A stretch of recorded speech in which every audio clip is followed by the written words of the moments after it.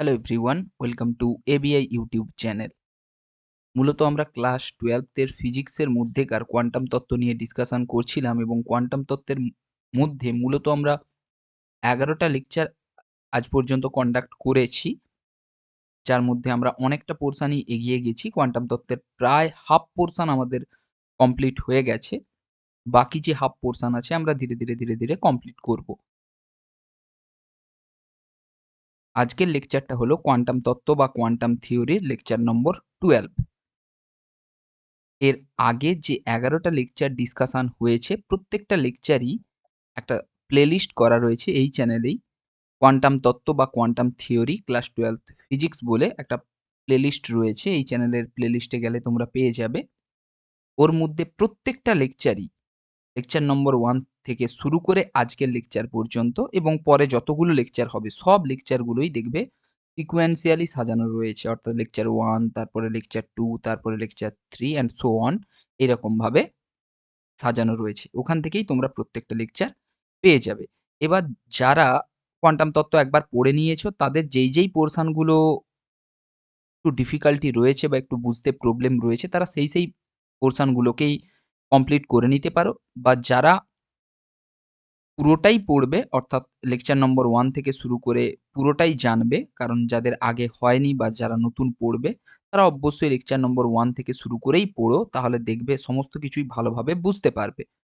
এবার আমরা এর আগের লেকচারে কি করেছিলাম, কি করিনি সেগুলো আর বলছি না। কেবলমাত্র এই যে ১১টা লেকচারে কি করেছি তার প্রত্যেকটা আমি আর রিক্যাপিচুলেশন দেব না। কারণ তাতে অনেকটা টাইম যাবে এবং তোমরা প্লেলিস্টে গেলেই যেহেতু লেকচারগুলো পেয়ে যাবে তাই বলার কোনো প্রয়োজনীয়তাই নেই। কেবলমাত্র লেকচারের লিঙ্কটা করার জন্য, অর্থাৎ আগের লেকচারের সাথে এই লেকচারের সমন্বয়টা ঘটানোর জন্য যে আমরা কি পড়ছিলাম এবং তারপরে কি পড়ব। তার জন্য লেকচার নম্বর 11 এ আমরা কি করেছিলাম সেটা নিয়ে একটু বলে নেব।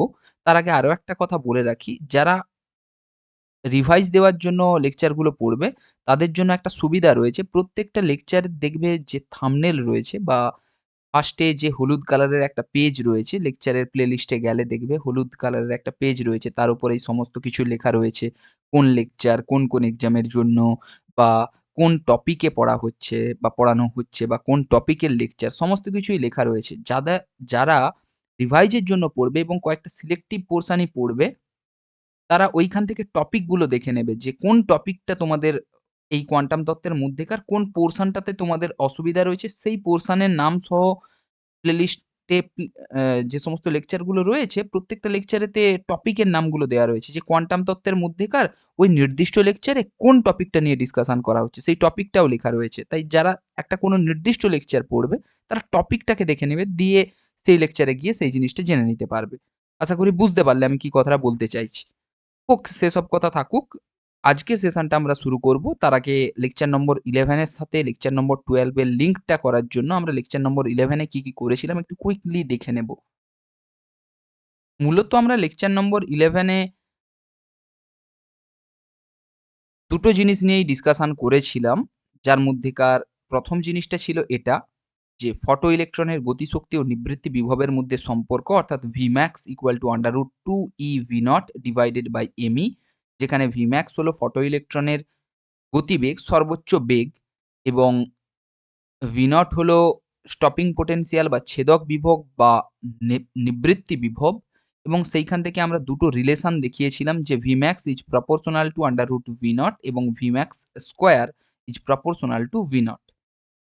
এরপরে আমরা দেখেছিলাম এর উপর বেস করে ওই যে ম্যাথমেটিক্যাল রিলেশনটা আমরা লিখেছি, অর্থাৎ Vmax = √2eV0 divided by me, অর্থাৎ এই যে ম্যাথমেটিক্যাল রিলেশনটা আমরা দেখেছিলাম Vmax = √2eV0 divided by me, এর উপর বেস করেই একটা প্রবলেম দেখেছিলাম এবং তার ডিসকাশন করেছিলাম। খুবই ইজি প্রবলেম ছিল।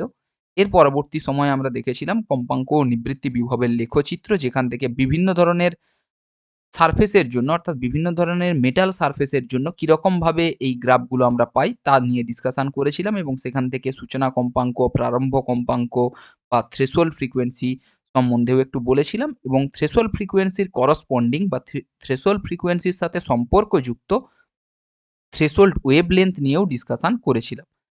এর পরবর্তী পোরশনে আমাদের কাছে কয়েকটা বিষয় রয়েছে যেই জিনিসগুলো তোমরা বই থেকেও পড়তে পারো।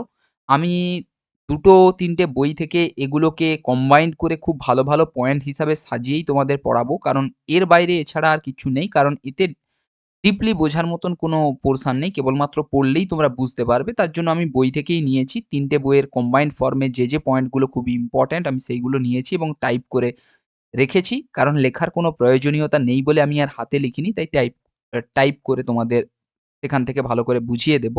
তোমরা যেকোনো বই থেকেই পড়তে পারো বা যেই পয়েন্টগুলো এই ক্লাসে ডিসকাশন করব সেই পয়েন্টগুলোও তোমরা লিখে নিতে পারো। কারণ খুব ভালো, ভালো পয়েন্টগুলোই নিয়েছি যেখান থেকে শর্ট কোয়েশ্চেন জেনারেট করা যেতে পারে বা তৈরি হতে পারে এক্সামেতে। সেই পয়েন্টগুলোকে আমি নিয়েছি। প্রথমত আমরা আজকের সেশনে যে জিনিসটা নিয়ে ডিসকাশন করব সেটা হচ্ছে আলোক তড়িৎ ক্রিয়ার বৈশিষ্ট্য। এতদিন আমরা আলোক তড়িৎ ক্রিয়া সম্পর্কে সমস্ত কিছুই জেনেছি। এবার আলোক তড়িৎ ক্রিয়া সম্পর্কে যা জেনেছি সেই সব জিনিসগুলোকে একটা জায়গায় ভালো করে লিখে পয়েন্ট করে যদি আমরা লিখি তাহলেই আমরা আলোক তড়িৎ ক্রিয়ার বৈশিষ্ট্য বা characteristics of photo electric effect পেয়ে যেতে পারবো এবং তা নিয়ে আজকে সেশনে ডিসকাশন হবে এবং আরো একটা জিনিস নিয়ে ডিসকাশন হবে যে আলোক তড়িৎ ক্রিয়ার দ্বারা আমরা কি তৈরি করতে পারি বা আলোক তড়িৎ ক্রিয়াকে কাজে লাগিয়ে আমরা কি পেতে পারি? আমরা কেনই বা আলোক তড়িৎ ক্রিয়া নিয়ে এত আলোক তড়িৎ ক্রিয়া, ফটো ইলেকট্রিক এফেক্ট নিয়ে নাচানাচি করছি। এতে লাভটা কি? এটাকে আমরা কোন কাজে লাগাতে পারি? তা নিয়েও ডিসকাশন করব। ওকে? তো আজকের সেশনটা আমরা এখান থেকেই শুরু করছি। আলোক তড়িৎ ক্রিয়ার বৈশিষ্ট্য। দেখো এই যে পয়েন্টগুলো রয়েছে এই পয়েন্টগুলো অবশ্যই আমি বই থেকে নিয়েছি। ২ টো বই থেকে নিয়েছি যেটা লিডিং বই অর্থাৎ WBCHSC-র জন্য যে সমস্ত ২ টো টেক্সট বুক রয়েছে আমি নাম বলব না। সেই ২ টো টেক্সট বুক কারণ আমি আগেও বলেছি যে কোন বই থেকে কি পড়তে হবে, কি করতে হবে, কোন বই থেকে করা উচিত, কোন বই থেকে থিওরি পোরশন পড়া উচিত, কোন বই থেকে প্রবলেমগুলো করা উচিত সমস্ত কিছুই বলেছি। তাই আমি নাম বলছি না। তোমরা বুঝে নিতে পারবে। কারণ নাম না বলার পেছনেও কারণ রয়েছে। তাই আমি নাম বলছি না। আলোক তড়িৎ ক্রিয়ার বৈশিষ্ট্য বলতে এটাই যে আলোক তড়িৎ ক্রিয়ার মধ্যে কি জিনিসগুলো ঘটে সেই জিনিসগুলোকে পয়েন্ট আকারে লেখা। ওকে? আলোক তড়িৎ ক্রিয়ার বৈশিষ্ট্য বা ক্যারেক্টারিস্টিক্স অফ ফটো ইলেকট্রিক এফেক্টে আমরা কয়েকটা পয়েন্টকে রেখেছি। আমি আবারও বলছি এই প্রত্যেকটা পয়েন্টই বই থেকে নেওয়া।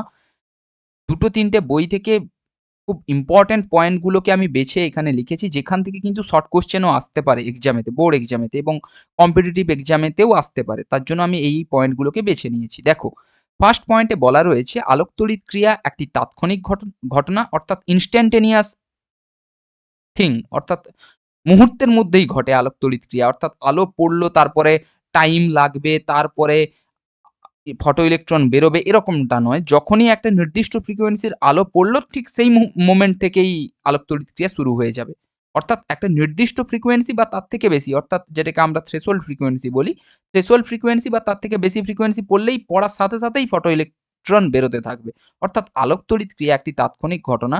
অর্থাৎ আলো পড়ার সঙ্গেই ইলেকট্রন নির্গত হয়। আলোক রশ্মির আপতন এবং ইলেকট্রনের নিঃসরণের মধ্যেকার সময়ের ব্যবধান 1 ন্যানো সেকেন্ড বা তারও কম। এইটা একটা শর্ট কোয়েশ্চেন হিসাবে থাকতে পারে। কি? না আলোক তড়িৎ ক্রিয়ার ক্ষেত্রে আলোক রশ্মির আপতন বা আলোক রশ্মি যেটা পড়ছে তার পড়ার পর এবং আলোক ইলেকট্রন নিঃসরণ অর্থাৎ ফটো ইলেকট্রন নিঃসরণের মধ্যেকার সময়ের ব্যবধান 1 ন্যানো সেকেন্ড অর্থাৎ 10 to the power minus 9 second. এইটা তোমরা মনে রেখো 1 nano second which is nothing but equal to 10 to the power minus 9 second. এইটা একটা শর্ট কোয়েশ্চেন হিসাবে আসতে পারে যে সময়ের ব্যবধানটা কত? 1 nano second which is equal to 10 to the power minus 9 second.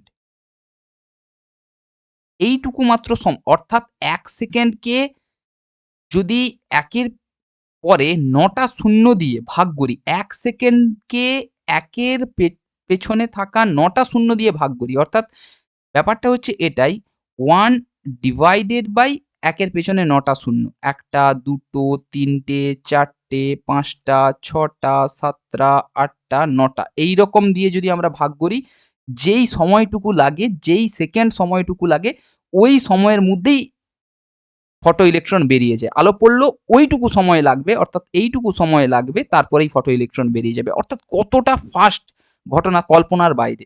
কারণ এটা কত সেকেন্ডের ঘটনাটা ঘটবে কতটুকু ছোট সময় সেটা তোমরা কল্পনাও করতে পারবে না, বা আমারও কল্পনা করা সম্ভব নয়। ওকে?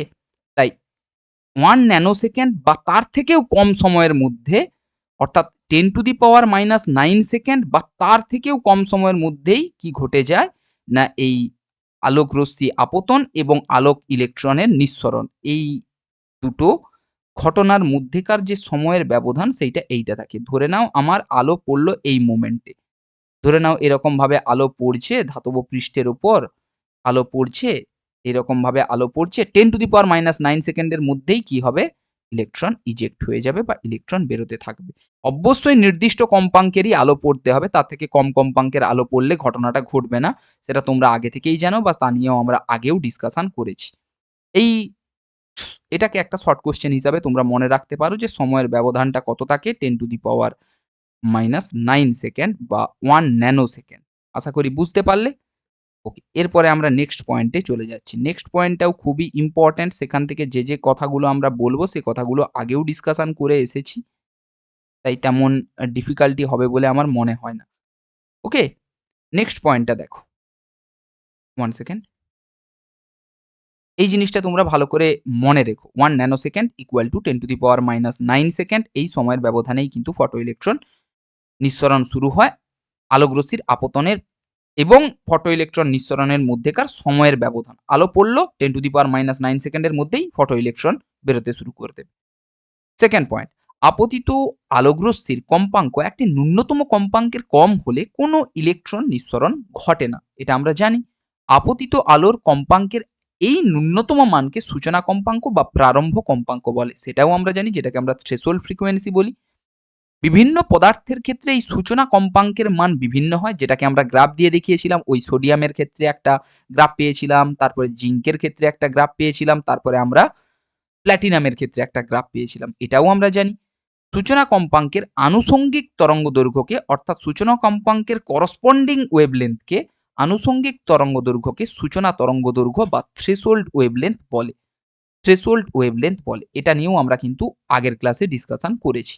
এরপরে 3 নম্বর পয়েন্ট, আলোক তড়িৎ ক্রিয়ায় নিঃসৃত ইলেকট্রনগুলির বেগ বা গতিশক্তি আপতিত আলোকের তীব্রতার উপর নির্ভর করে না। এটাও আমরা জানি। আলোক তড়িৎ ক্রিয়ার ক্ষেত্রে নিঃসৃত ইলেকট্রনগুলির বেগ কার উপর নির্ভর করে? নিঃসৃত ইলেকট্রনগুলির বেগ, যদি আমরা এই ইকুয়েশনটার দিকে তাকাই তাহলে এখান থেকেই আমরা ভালোভাবে বুঝতে পারবো নিঃসৃত ইলেকট্রনগুলির বেগ কার উপর ডিপেন্ড করছে।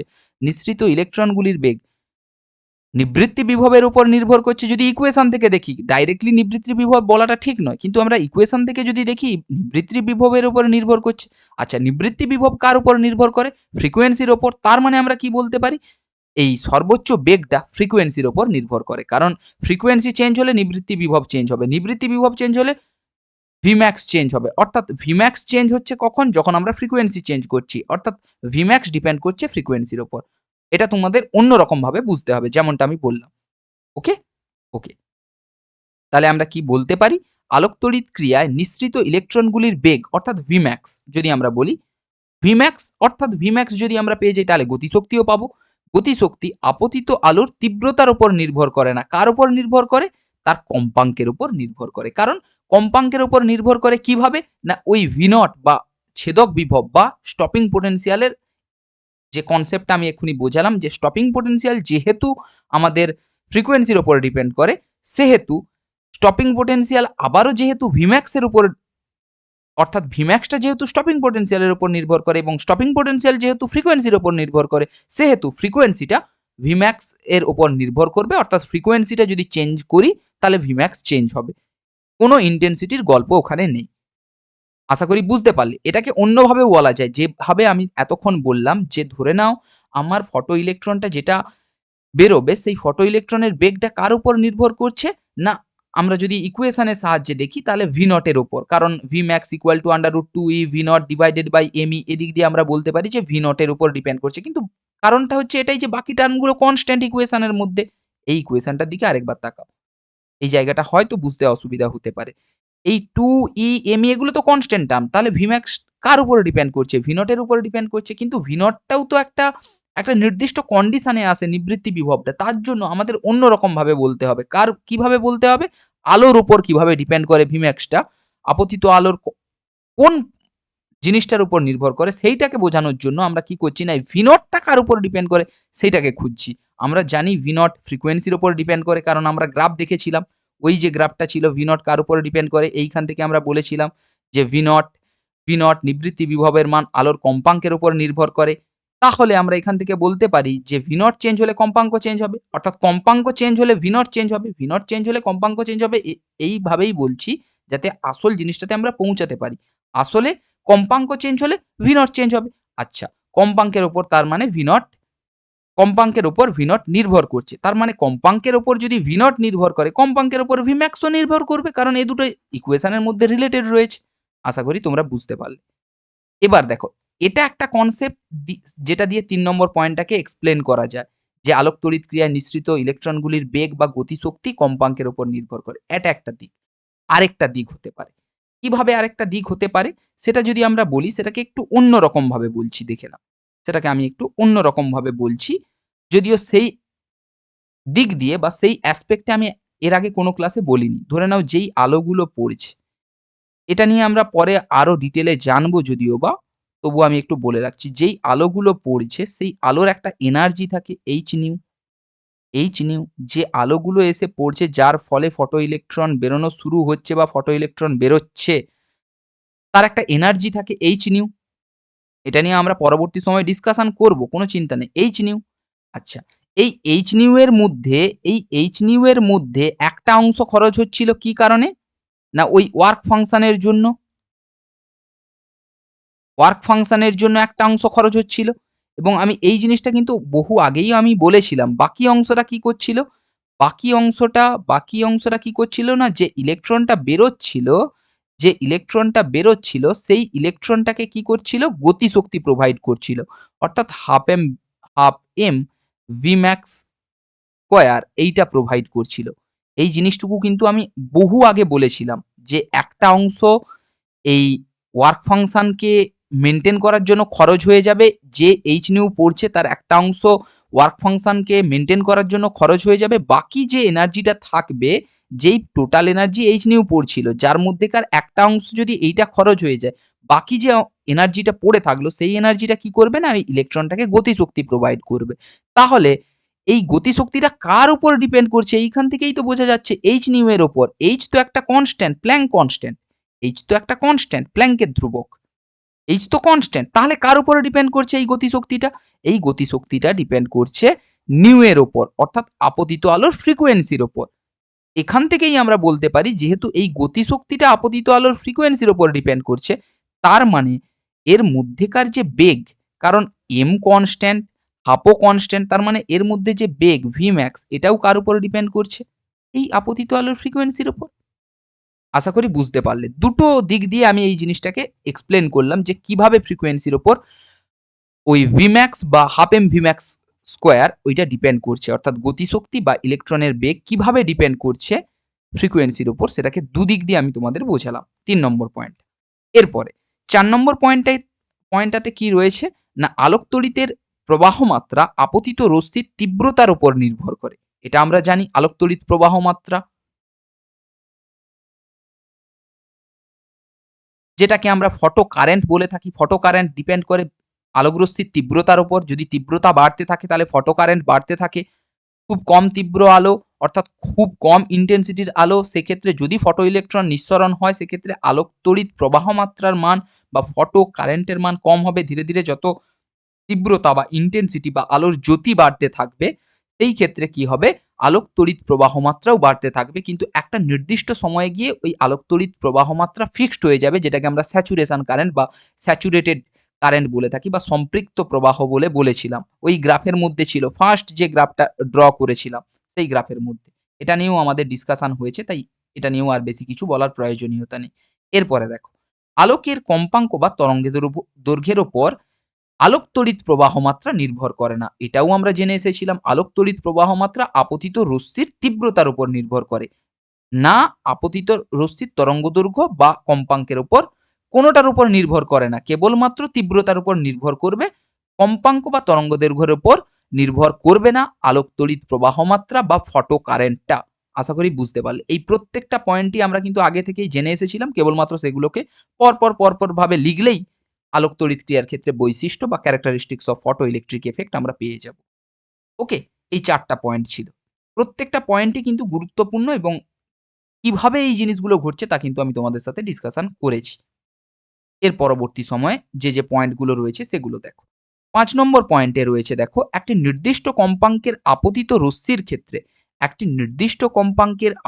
রশ্মির ক্ষেত্রে নির্গত ইলেকট্রনগুলি গতিবেগ 0 থেকে একটি নির্দিষ্ট মানের মধ্যে থাকে। অবশ্যই থাকবে একটা নির্দিষ্ট কম্পাঙ্কের আলো। ধরো কোনো একটা ধাতব প্লেটের উপর পড়েছে। ধরো এই বরাবর একটা ধাতব প্লেট রয়েছে। ধরে নাও এইরকমভাবে একটা ধাতব প্লেট রয়েছে। এইরকমভাবে একটা ধাতব প্লেট রয়েছে, আমি এইখানটাতে দেখাচ্ছি। এইরকমভাবে একটা ধাতব প্লেট রয়েছে, যেই ধাতব প্লেটের ওপর আলো এসে পড়ছে। আমাকে একটু আঁকতে দাও যাতে করে ভালোভাবে তোমরা বুঝতে পারো। এই জিনিসটাও খুব সহজ, ইজিলি তোমরা বুঝতে পেরে গেছো আশা করি। যারা বুঝতে পারোনি তারা এইদিকে তাকাও। ধরো এইটা একটা ধাতব প্লেট যেটা কিন্তু ফটো ইলেকট্রিক এফেক্টে রেসপন্ড করে বা সাড়া দেয়, সেইরকম একটা ধাতব প্লেট। এর উপরে আলো এসে পড়ল। একটা নির্দিষ্ট ফ্রিকোয়েন্সির আলো এসে পড়ল, ধরে নাও নিউ ফ্রিকোয়েন্সির আলো এসে পড়ল, যেই ফ্রিকোয়েন্সির আলো পড়ার ফলে কিন্তু ফটো ইলেকট্রন বেরোনো শুরু হয়ে গেছে। এবার দেখো এর থেকে যে ইলেকট্রনগুলো বেরোবে, ধরে নাও এমন ফ্রিকোয়েন্সির এখানে আলো এসে পড়েছে, যেই ফ্রিকোয়েন্সির আলোর জন্য কি হবে না, কেবলমাত্র ফটো ইলেকট্রনগুলো ধাতব প্লেটের বা ধাতব পৃষ্ঠের বাইরে বেরোতে পারবে, অর্থাৎ তাদের কোনো গতিশক্তি থাকবে না। সেই অবস্থায় তোমাদের নিউ নট বা থ্রেশোল্ড ফ্রিকোয়েন্সির কনসেপ্ট বহুদিন আগে বুঝিয়েছিলাম, যে সমস্ত এনার্জিটাই যে আলো এসে পড়েছে, সমস্ত এনার্জিটাই কেবলমাত্র ইলেকট্রনটাকে বের করানোর জন্য খরচ হয়ে গেছে। তাহলে সেক্ষেত্রে এই ইলেকট্রনের ভেলোসিটি কত হবে? এই ইলেকট্রনটার ভেলোসিটি, সমস্ত এনার্জিটাই এই ইলেকট্রনটাকে বের করাতেই খরচ হয়ে গেছে। তাহলে সেক্ষেত্রে এই ইলেকট্রনটার ভেলোসিটি হবে 0, তথা এই ইলেকট্রনটার গতিশক্তি হবে 0। কারণ ভেলোসিটি যদি 0 হয় তাহলে গতিশক্তি 0 হবে। আশা করি বুঝতে পারলে আমি কি জিনিসগুলো বলছি। এই যেই আলো এসে পড়েছিল, সমস্ত তার এনার্জিটাই যদি কি জন্য খরচ হয়ে যায় না, ইলেকট্রনটাকে বের করানোর জন্য, অর্থাৎ তার ওয়ার্ক ফাংশনকে মেনটেন করার জন্য খরচ হয়ে যায়, তাহলে সেক্ষেত্রে তার ভেলোসিটির ভ্যালুটা 0 হয়ে যাবে। ভেলোসিটির মানটা 0 হয়ে যাবে। এবার ধরে নাও যেই আলো এসে পড়ছিল এর ফ্রিকোয়েন্সিটা খুব বেশি। আমি নিউ ফ্রিকোয়েন্সি দিয়ে আলো ফেলিয়েছিলাম প্রথমে। এরপরে আমরা কি করলাম? এরপরে কি করলাম না, অধিক বেশি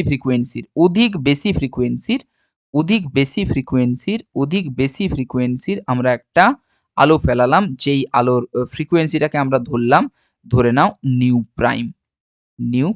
এটা অধিক বেশি ফ্রিকোয়েন্সির, আগের থেকে অনেক বেশি। তাহলে এক্ষেত্রে যে ইলেকট্রনটা বেরোবে তার জন্য আগে যতটা পরিমাণ ওয়ার্ক ফাংশন যাচ্ছিল এখনো ততটাই যাবে, কিন্তু এখানে যেহেতু ফ্রিকোয়েন্সি বেশি হয়ে গেছে, তার মানে আপতিত আলোর এনার্জিটা বেশি। আপতিত আলোর এনার্জি যদি বেশি হয়, তার মানে ফ্রিকোয়েন্সি বেশি থাকার জন্য কি হয়ে যাবে, এনার্জি বেশি থাকছে। তার জন্য কি হবে, যে পরিমাণ এনার্জিটা ওয়ার্ক ফাংশনের জন্য যাচ্ছিল সে পরিমাণটা খরচ হওয়ার পরেও আরো অনেকটা এনার্জি বেঁচে যাবে। আরেকবার শোনো, এখানে আমরা ফ্রিকোয়েন্সিটাকে অনেক বেশি বাড়িয়ে দিয়েছি। তাহলে এক্ষেত্রেও একটাই যেহেতু ধাতব পাত বা সেমি ধাতব পাত রয়েছে, তাহলে সেজন্য ওয়ার্ক ফাংশনের মান ফিক্সড হবে, কারণ ওয়ার্ক ফাংশন কেবলমাত্র ডিপেন্ড করে ধাতব পৃষ্ঠের প্রকৃতির ওপর।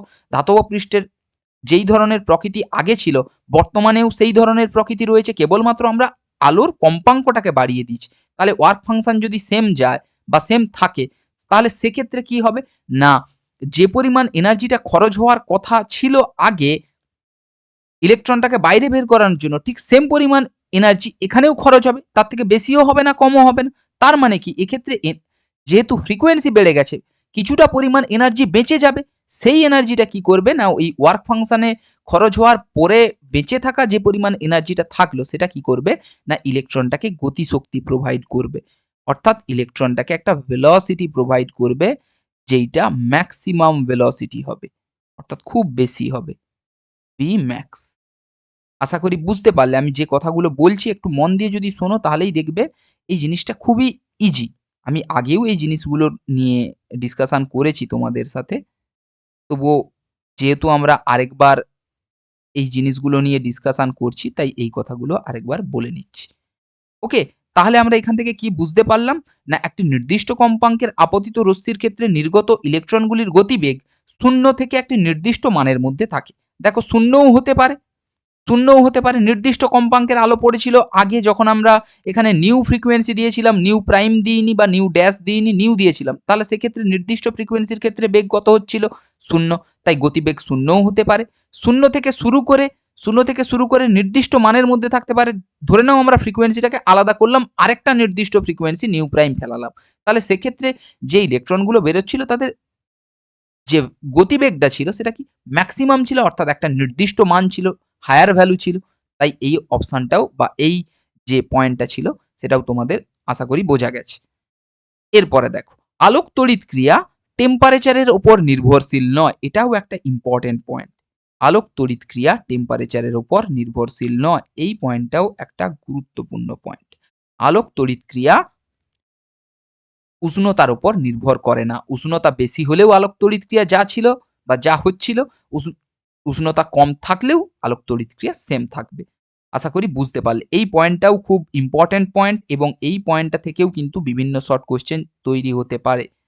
অর্থাৎ এই টেম্পারেচারে আলোক তড়িৎ ক্রিয়া যদি এইরকম থাকে, তাহলে টেম্পারেচার যদি এখন এইরকম করে দেওয়া হয়, আলোক তড়িৎ ক্রিয়ার কি পরিবর্তন ঘটবে? আলোক তড়িৎ ক্রিয়ার কি কোনো পরিবর্তন ঘটবে? অপশন এতে বলা থাকলো হ্যাঁ পরিবর্তন ঘটবে। 2 নম্বর অপশানে কোনো পরিবর্তন ঘটবে না। 3 নম্বর অপশানে বলা থাকবে প্রথমে পরিবর্তন ঘটবে তারপরে একই থাকবে। 4 নম্বরে বলা থাকবে ওপরের কোনো অপশানটি সঠিক নয়। তাহলে সেক্ষেত্রে কি হবে? না আলোক তড়িৎ ক্রিয়ার কোনো পরিবর্তন ঘটবে না। এইটা মনে রেখো। এর পরে যে পয়েন্টটা রয়েছে সেটা ভেরি ইম্পর্টেন্ট, 7 নম্বর পয়েন্ট। 7 নম্বর পয়েন্টে কি বলা রয়েছে যদি একটু লক্ষ্য করে দেখো তাহলে তোমরা দেখতে পাবে 7 নম্বর পয়েন্টে বলা রয়েছে সাধারণত দৃশ্যমান আলোর হলুদ বর্ণের কম্পাঙ্ক থেকে অতিবেগুনি রশ্মির কম্পাঙ্ক পর্যন্ত বিকিরণের জন্যই আলোক তড়িৎ ক্রিয়া উল্লেখযোগ্য। এটাও শর্ট কোশ্চেন তৈরি হতে পারে। এবার দেখো এখানে কি বলা রয়েছে, ভিজিবল লাইট যেটা দৃশ্যমান, আমরা জানি যে বিভিন্ন ধরনের ফ্রিকোয়েন্সি থাকে, সেই ফ্রিকোয়েন্সির আন্ডারেই আমরা লাইটকে ডিভাইড করে থাকি বা সেইখান থেকেই আমরা বলে থাকি, যেমন radio frequency, microwave frequency, infrared frequency, visible রেঞ্জের ফ্রিকোয়েন্সি, আলট্রাভায়োলেট রেঞ্জের ফ্রিকোয়েন্সি, এক্স রে থাকে, গামা রে থাকে, এই সমস্ত রেঞ্জের জন্য বিভিন্ন ধরনের আমরা নাম দিয়েছি এবং তার আলাদা আলাদা ফ্রিকোয়েন্সি থাকে এবং তার আলাদা আলাদা করসপন্ডিং ওয়েভলেন্থও থাকে। আলোক তড়িৎ ক্রিয়াটা কোন ফ্রিকোয়েন্সির জন্য বা কোন রেঞ্জে ঘটে থাকে সেটা যদি তোমরা একটু দেখো তাহলে দেখতে পাবে না দৃশ্যমান বা ভিজিবল রেঞ্জ যেটা থাকে সেটা কি 430 টেরাহার্জ ফ্রিকোয়েন্সি থেকে শুরু হয়, 430 টেরাহার্জ। এবার তোমরা ভাবছো টেরাহার্জটা কি?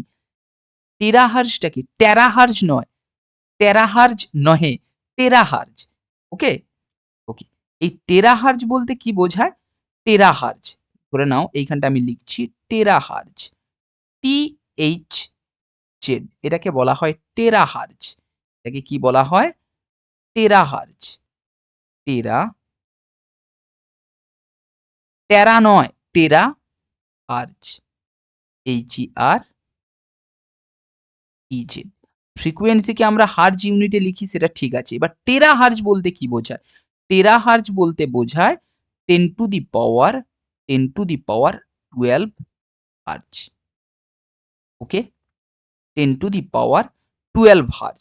1 টেরাহার্জ, 1 টেরাহার্জ সামনে কিছু নেই মানে 1 আছে, কিন্তু এটা মনে রেখো, সামনে এই টেরাহার্জের সামনে কিছু নেই মানে 1 আছে।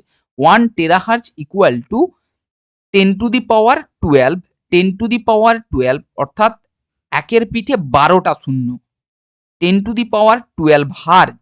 ওকে, এইটা কিন্তু মাথায় রেখো। এইবার দেখো এটাই বলার জন্য কি এটা ইম্পর্টেন্ট ছিল? না, এইখানে যে আসল কথাটা ছিল সেটা তোমাদের বলছি, এটা কেবলমাত্র আনুষঙ্গিক একটা বিষয়। ভিজিবল লাইটের যে ফ্রিকোয়েন্সিটা থাকে সেটা কি না, ভিজিবল লাইটের ফ্রিকোয়েন্সিটা 430 টেরাহার্জ থেকে বা সেই রেঞ্জের ফ্রিকোয়েন্সিতে থাকে ভিজিবল লাইটটা। অর্থাৎ ভিজিবল লাইটের যদি আমরা করসপন্ডিং ওয়েভ লেন্থটা দেখি তাহলে 750 ন্যানোমিটার, 700 থেকে 750 ন্যানোমিটার এই রেঞ্জের মধ্যে ভিজিবল লাইট আমাদের থাকে। আরও কম, অর্থাৎ এটা কিন্তু ম্যাক্সিমাম রেঞ্জটা দেওয়া রয়েছে এই 430 টেরাহার্জ, তার করসপন্ডিং 750 ন্যানোমিটার। এটা ম্যাক্সিমাম ওয়েভলেন্থ এবং ম্যাক্সিমাম ফ্রিকোয়েন্সি। 430 টেরাহার্জটা ফ্রিকোয়েন্সি এবং 750 ন্যানোমিটারটা ওয়েভলেন্থ। এটা ম্যাক্সিমাম ভ্যালুগুলোকে দেওয়া রয়েছে। এই রেঞ্জে আমাদের ভিজিবল লাইট বা যে সমস্ত লাইট আমাদের চোখে আলোক অনুভূতি সৃষ্টি করে বা যে সমস্ত লাইট আমরা দেখতে পাই, এই রেঞ্জের মধ্যেই তার থাকে ফ্রিকোয়েন্সি তথা ওয়েভলেন্থটা এই রেঞ্জের মধ্যেই থাকে। ম্যাক্সিমাম এই রেঞ্জ হয়, এর থেকে কম অর্থাৎ ধরো এইটা 400 ন্যানোমিটার থেকে 350 থেকে 400 ন্যানোমিটার, এইরকম থেকে 750 থেকে 800 ন্যানোমিটার। এই ওয়েভলেন্থের মধ্যেকার যে আলোগুলো থাকে সেগুলোই আমরা চোখে দেখতে পাই। এর বাইরে আমরা কোনো আলো দেখতে পাই না বা এর বাইরে আমরা কোনো ওয়েভলেন্থের কোনো ওয়েভকে আমরা দেখতে পাই না। আশা করি বুঝতে পারলে। এবার আলোক তড়িৎ ক্রিয়াটা কি হয় না, ভিবজিওর যেটা থাকে অর্থাৎ violet, blue, green, yellow, orange, red, এই ভিবজিওরের মধ্যেকার ইয়েলো থেকে শুরু করে হলুদ বর্ণের কম্পাঙ্ক থেকে শুরু করে, আবারও দেখো, হলুদ বর্ণের কম্পাঙ্ক থেকে শুরু করে অতিবেগুনি রশ্মির কম্পাঙ্ক, এই হলুদ ভিবজিওরের মধ্যেকার হলুদ বর্ণের আলোকরশ্মি থেকে শুরু হয়, এবং কোথা থেকে কোথায় পর্যন্ত যায় না, হলুদ বর্ণের আলোকরশ্মি থেকে শুরু হয়ে এইখান থেকে শুরু হয়ে আল্ট্রাভায়োলেট রেঞ্জ অর্থাৎ ইউভি রে, অর্থাৎ পুরো এত দূর পর্যন্ত এই রেঞ্জের মধ্যে যদি আলোর ফ্রিকোয়েন্সি তথা ওয়েভলেন্থটা থাকে তাহলেই কিন্তু আমরা সেই ক্ষেত্রে আলোক তড়িৎক্রিয়া পাবো, ঠিক এত দূর পর্যন্ত। ভিজিবল লাইটের নয়, ভিজিবল লাইটের এই পুরোটা, ভিজিবল লাইটের মধ্যেকার এই পুরোটা, মন দিয়ে দেখো, ভিজিবল লাইটের মধ্যে এই পুরোটা, আরো একবার বলছি, ভিজিবল লাইটের মধ্যে এই পুরোটা, 1 সেকেন্ড, দেখো ইয়েলো থেকে ইয়েলোর পরে গ্রিনের ক্ষেত্রে কি হবে, গ্রিনের ক্ষেত্রে কি হবে, তার ফ্রিকোয়েন্সি বাড়বে। ইয়েলোর পরে গ্রিনের ফ্রিকোয়েন্সি বাড়লো, গ্রিনের পরে ব্লু এর ফ্রিকোয়েন্সি আরো বাড়লো, ব্লু এর পরে ভায়োলেটের ফ্রিকোয়েন্সি আরো বাড়লো। এরপরে ধীরে ধীরে আল্ট্রাভায়োলেট রেঞ্জে আমরা ঢুকবো। আল্ট্রাভায়োলেট রেঞ্জের মধ্যে 790 টেরাহার্জ, এই এত ফ্রিকোয়েন্সি পর্যন্ত যদি আলো পড়ে তথা সেই আলোর ফ্রিকোয়েন্সি বা ওয়েভলেন্থটা থাকে, তাহলেই কিন্তু আমরা সেক্ষেত্রে আলোক তড়িৎক্রিয়া পাবো।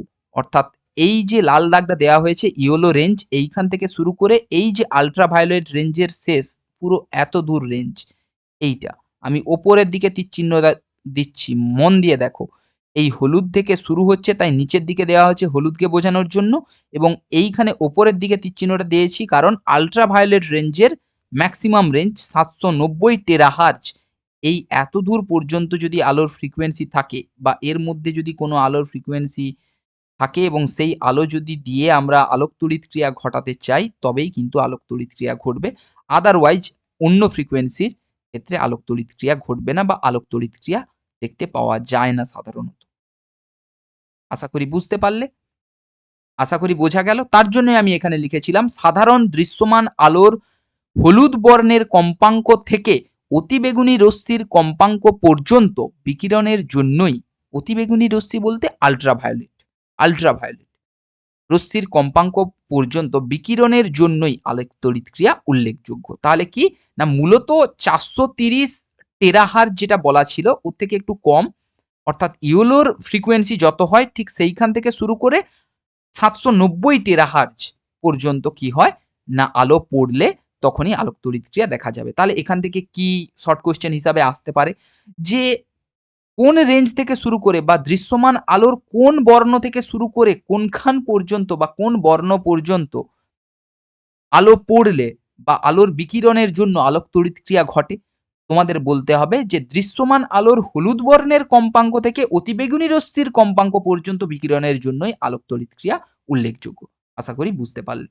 এই পয়েন্টগুলো খুবই ইম্পর্টেন্ট ছিল। আশা করি সমস্ত বইয়ে যে কোনো একটা বই ধরে যদি তোমরা পড়ো সমস্ত পয়েন্ট পাবে না, তাই আমি 2-3টে বই থেকে সমস্ত পয়েন্টগুলো নিয়েছি এবং ইম্পর্টেন্ট পয়েন্টগুলো নিয়েছি, যেই পয়েন্টগুলো board exam as well as entrance exam, সে WBJEE হতে পারে, নিট হতে পারে বা জেনপাজ হতে পারে, সমস্ত এক্সামের ক্ষেত্রেই হেল্পফুল হবে, তার জন্য আমি সেরকমভাবেই নিয়েছি। এর পরবর্তী আরেকটা নতুন বিষয় নিয়ে আমরা ডিসকাশন করতে শুরু করব, এবং পুরোটা আজকে করা সম্ভব নয় কারণ অনেকটা টাইমই তাহলে হয়ে যাবে, তাই আমরা কিছুটা পোর্শন পর্যন্ত করব। কি না আমি যেমনটা বলেছিলাম আলোক তড়িৎ ক্রিয়া এত পড়ছি, এটাকে পড়ে লাভটা কি হচ্ছে? এটাকে কোথায় কাজে লাগাবো?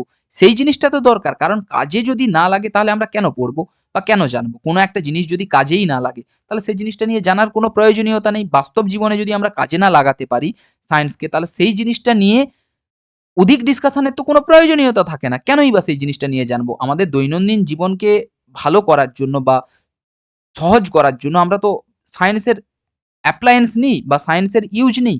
এখানেও আলোক তড়িৎ ক্রিয়া নিশ্চিত কোনো না কোনো অ্যাপ্লিকেশন রয়েছে যেটা কিনা দৈনন্দিন জীবনে কাজে লাগে।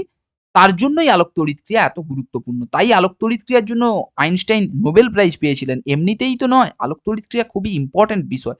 প্রত্যেকটা সময় তোমরা ঘটছে তোমাদের চোখের সামনে, হয়তো তোমরা জানো না। কিন্তু আলোক তড়িৎ ক্রিয়া ঘটছেই, সবসময় ঘটছে। ওকে? ওকে। তার জন্য আলোক তড়িৎ ক্রিয়ার ইম্পোর্টেন্স নিয়ে আমরা এখন জানতে শুরু করব। যদিও আমরা কেবলমাত্র তার গুরুত্বপূর্ণ বা আলোক তড়িৎ ক্রিয়া কি কাজে ব্যবহার হয় সেই জায়গায় যাইনি। কিন্তু আলোক তড়িৎ ক্রিয়ার ইম্পোর্টেন্স আমরা জানতে শুরু করব এখান থেকেই। তার জন্যই আমরা কি পড়ব আলোক তড়িৎ কোষ বা photo electric cell. Photo electric cell বা আলোক তড়িৎ কোষটা কি? না যে ব্যবস্থার দ্বারা আলোক তড়িৎ ক্রিয়াকে কাজে লাগিয়ে আলোক শক্তিকে তড়িৎ শক্তিতে রূপান্তরিত করা যায় তাকে আমরা আলোক তড়িৎ কোষ বলি। দেখো, আলোকে কাজে লাগালাম, ইলেকট্রনের ফ্লো ঘটালাম, সেখান থেকেই কি পাচ্ছি? আমরা কারেন্ট পাচ্ছি। যে কারেন্টকে আমরা বিভিন্ন কাজে ব্যবহার করতে পারি। তাহলে এটাই তো আমাদের application of photo electric effect. তাই আমরা এখন থেকে আলোক তড়িৎ ক্রিয়ার বিভিন্ন অ্যাপ্লিকেশন জানতে শুরু করব, যার জন্য আমরা কিছুটা পরিমাণ জিনিসগুলোকে পড়ব। যদিও আমরা কেবলমাত্র আলোক তড়িৎ ক্রিয়ার ব্যবহারে এখন যাচ্ছি না, কিন্তু তার অ্যাপ্লিকেশন জানতে শুরু করছি। ওকে? ওকে। তাই এখানে আমরা প্রথমে কি জানলাম? আলোক তড়িৎ কোষ বা ফটো ইলেকট্রিক সেল যেমন ব্যাটারি হয়ে থাকে যেখান থেকে আমরা কি করি রাসায়নিক শক্তিকে তড়িৎ শক্তিতে রূপান্তরিত করি, তেমনই এক ধরনের কোষ যেই কোষ থেকে আমরা কি না এটা আবার বডির মধ্যে থাকা কোষ নয়, এটা একটা আলাদা ধরনের সেল। যেই সেলকে আমরা কি করি না যদি তার উপরে আলো ফেলাই সেখান থেকে আমরা কি পাবো? ইলেকট্রিসিটি পাবো।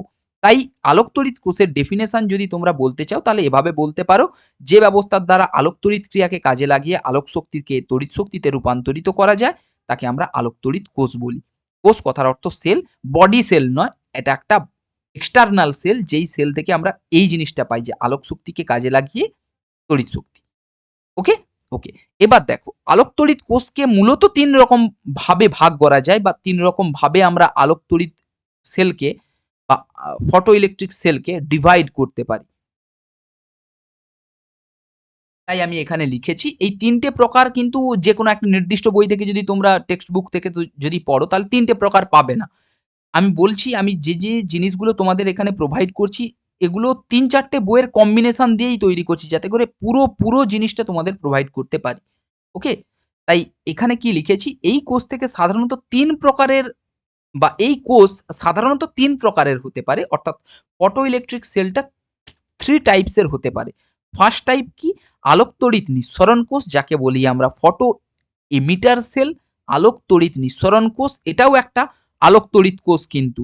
আলোক তড়িৎ নিঃসরণ কোষ ২ নম্বর পয়েন্টে আলোক ভোল্টীয় কোষ বা ফটোভোল্টিক সেল এটাও একটা আলোক তড়িৎ কোষ এবং আলোক তড়িৎ পরিবাহী কোষ বা ফটো কন্ডাক্টিং সেল।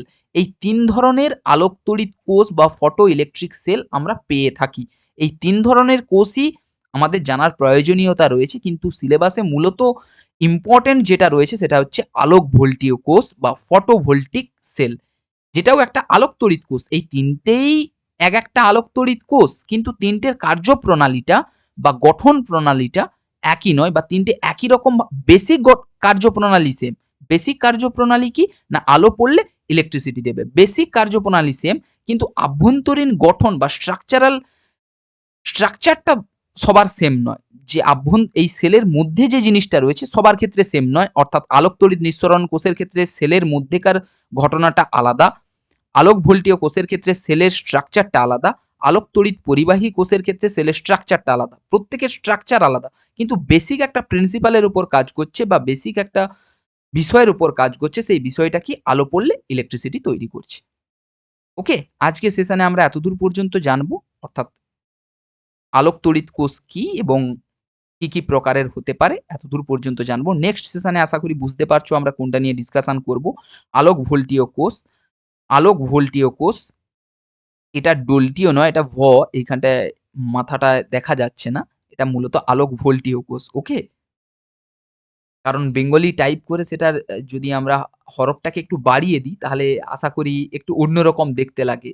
আশা করি তোমরা স্ক্রিনে দেখতে পাচ্ছ যে কিরকম যেন অন্য একটা টাইপের বাংলা লিখা দেখা যাচ্ছে। তার জন্য একটু এখানে ডোল্টীয় বলে মনে হচ্ছে। আসলে এটা ডোল্টীয় নয়, এটা ভোল্টীয় কোষ। এর নেক্সট সেশনে মূলত আমরা আলোক তড়িৎ কোষের মধ্যেকার সবথেকে ইম্পোর্টেন্ট, যেইখান থেকে কিন্তু নিটেও কোয়েশ্চেন এসেছে। এর আগের ইয়ারের নিটে এই আলোক ভোল্টীয় কোষ থেকে একটা কোয়েশ্চেন এসেছিল। যেটার ডিসকাশন কিন্তু আমি এই চ্যানেলেই করেছিলাম। ওকে? তা আলোক ভোল্টীয় কোষ সম্বন্ধে জানবো, যেটা বোর্ড এক্সামের জন্যেও ইম্পোর্টেন্ট, কিন্তু ডিটেইলে লিখতে পড়ে না। কেবলমাত্র জেনে রাখার জন্যই আমরা জানবো নেক্সট সেশনে আলোক ভোল্টীয় কোষ। তাহলে আজকের সেশনে আমরা কি জানলাম? মূলত আমরা আলোক তড়িৎ ক্রিয়ার বৈশিষ্ট্য বা characteristics of photo electric effect এইটা জানলাম, এবং সেখান থেকে আমরা একটা জিনিস জানলাম যে কোনখান থেকে শুরু করে কোন রেঞ্জের মধ্যে, অর্থাৎ ইয়েলো দৃশ্যমান আলোর মধ্যেকার ইয়েলোর ফ্রিকোয়েন্সি থেকে শুরু করে আল্ট্রাভায়োলেট রেঞ্জের ফ্রিকোয়েন্সি, এই রেঞ্জের মধ্যেকার যদি আলো আমরা ফেলাই, তাহলে সেক্ষেত্রেই আলোক তড়িৎ ক্রিয়া ঘটতে পারে। এর বাইরে সাধারণত ঘটে না। ওকে? ওকে। এরপরে আমরা দেখলাম যে আলোক তড়িৎ কোষ জিনিসটা কি এবং কয় প্রকারের আলোক তড়িৎ কোষ থাকতে পারে। ফার্স্ট, ফটো এমিটার সেল থাকতে পারে, ফটোভোল্টিক সেল থাকতে পারে, ফটো কন্ডাক্টিং সেল থাকতে পারে। নেক্সট সেশনে আমরা আলোক ভোল্টীয় কোষ বা ফটোভোল্টিক সেল, যেটা একটা আলোক তড়িৎ কোষ, বিশেষ ধরনের আলোক তড়িৎ কোষ, সেটা নিয়ে জানবো। ওকে? ওকে।